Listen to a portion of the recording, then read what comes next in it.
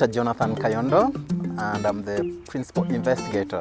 So I run the operations for the activities of the project in Uganda. Target Malaria Uganda is part of a broader, consortium of researchers coming together to try and develop a new technology and also share it for controlling malaria.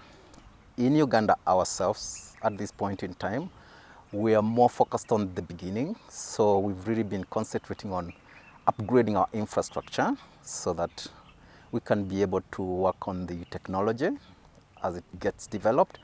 And also we are trying to do baseline studies whereby we are trying to understand the characteristics of our mosquito populations in terms of various parameters.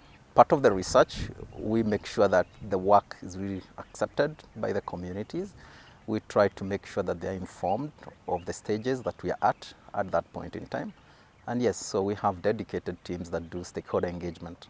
It's important to involve the scientists from the countries where the malaria itself is endemic, because that's where the solutions are being targeted. But on another level, it's important that they bring specific perspectives to the project that might not be quite obvious, if they are not part of it. And in the end, when it comes to ownership of the project and the technology in future, it's be much easier if the continent and its researchers were part of the development of the process right from the beginning. At the moment, things seems to be going well, but for me, my biggest challenge is probably what hasn't happened yet. For me, it's more about the expectations, because once you start engaging people and you're telling them you are working on new technology, you want to develop it to control malaria, then they expect something. So for me, my biggest challenge now would be, can we deliver in the short time that people expect? Of course, you can always say that it's going to be in the future, it's not yet time, but people expect, solutions now. So for me, the biggest challenge is more on the engagement side at this point, is how do you really balance the expectation and really at the same time maintain interest?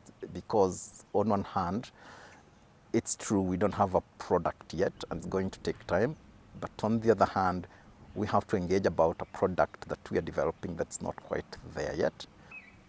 So far, we seem to see interest and the need is there, because obviously malaria is still around with us. Our country stats still show that we have over 4 million cases reported, and we know that malaria prevalence in children under 5 years of age is high, like 42%, which is a big burden to the next generation. And we know that malaria has a big burden on our health system and its budget. So to us, this is a real problem that we grapple with every day. And we know that tools are there, they're helping, but it still is here with us.